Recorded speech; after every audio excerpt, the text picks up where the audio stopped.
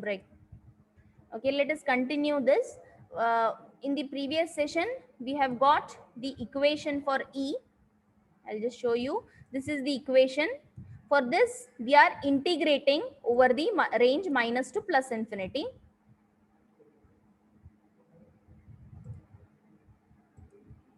So if I integrate this term, what I will get?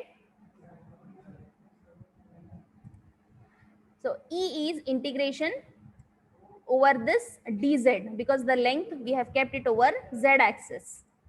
We are now we have to go for solving this integration. There are many other methods. You can solve it by any other method.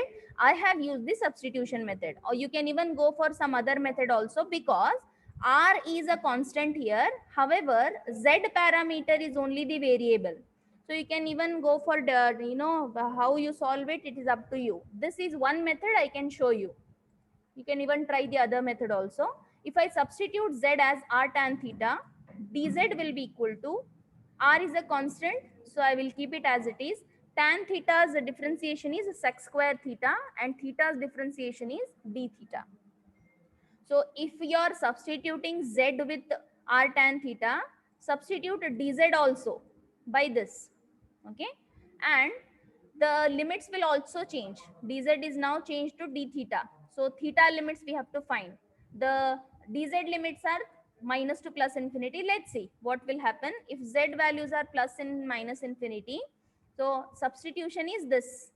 Substitution is r tan theta is equal to z. Here put z as infinity and minus infinity. What you will get? R tan theta is equal to infinity, or theta is tan inverse of infinity. Tan inverse of infinity is 90 degrees. Similarly, here it is minus 90. So the range is not now minus to plus infinity. It is pi by 2 to minus pi by 2. So you have to write that changed limits. So what we will get? Let's see. This is a constant term. I have kept it outside. Limit, then 1 divided by r square into z is r tan theta. It is a square raised to 3 by 2. Ay kept it as it is, and dz value I have substituted. Now simple rearrangements. Take r square common in the denominator. 1 plus tan square raised to 3 by 2, and ay into d theta. This r sec square I have substituted here, and this constant outside as it is. See, it is maintained everywhere the same in throughout till the end. It is maintained same. After this, r sec square as it is. Denominator, what is 1 plus tan square? It is a sec square theta raised to 3 by 2. So 2 cancels, it will be sec cube. And r square raised to 3 by 2, denominator 2 and this numerator 2 cancels, r cube.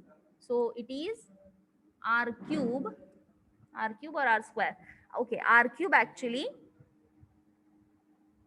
Here one r will cancel. So you will be left with denominator r square. Okay, this should be actually r cube. Smaller mistakes. R cube, 1 r will cancel. It will remain 1 by r square and 1 by sec theta d theta. This is outside as it is. Then if you see, one more r will cancel with this. You will be left with 1 r. That I have written it outside. It's a constant term. And integration minus to plus pi by 2. 1 by sec theta. 1 by sec is cos theta. Cos theta d theta. Ay kept it as it is. After that, if you see, the integration of cos is sine. Sine ranging from minus to plus pi by 2. Apply the limits. Keep this outside as it is. 1 plus 2. So it will be 2. 2 ones are 2 twos are 4. So finally, what value of E you will get? It is rho L divided by 2 pi epsilon naught into small r. We don't have any capital R term here. Remember, it's a small r, and the unit vector ay only. Why we did not get az component? Because the field for az component gets cancelled, because the way we have positioned our wire along z axis, due to the symmetry, it gets cancelled. So I hope you understood this field due to a line charge equation derivation. So any doubts here, please you can ask me. Any doubts in this derivation? Let me just recall you what all we did in today's class. We started with the line charge. We started with this figure. We have kept the line wire, infinite wire along z axis. Then after all those considerations, we have taken the field formula in the previous section, what we have defined electric field intensity. And for our figure, we have changed the values and we have substituted these three values, equation 2, 3 and 4, substitute them. Important thing here to remember, here I have missed out that bracket. Please put that bracket. This bracket should be here. And in the equation 5, this term will go because of the symmetry, the way we have put the wire. So only this much will remain. Okay, that I have written it here. After this, we have to integrate over minus to plus infinity because of the long infinite wire and we want the total field. So after this, simple integration method. There are many methods you can follow. I have used substitution method. You can try with the other method, but you should get the same answer. Okay? As the variable is here dz, I am changing the variable to theta. So d theta has to be put. Accordingly, your integration limits should change. You should remember this. So once you solve this, finally you get the field as this equation.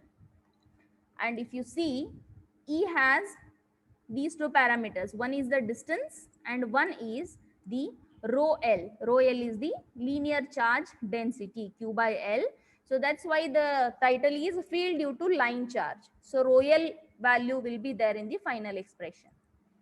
And if you just compare this with the previous equation, if you see, this is your field equation for volume charge density. You have rho V here because field due to volume charge, rho V. And the next concept which you're going to study is field intensity due to sheet charge, that is surface charge. So in that E value, you will have rho S in the final expression. Okay. So all these three charge distributions, linear charge, surface charge and volume charge, the field values, we have the derivations. Any doubts, please you can ask me or I'll end the session.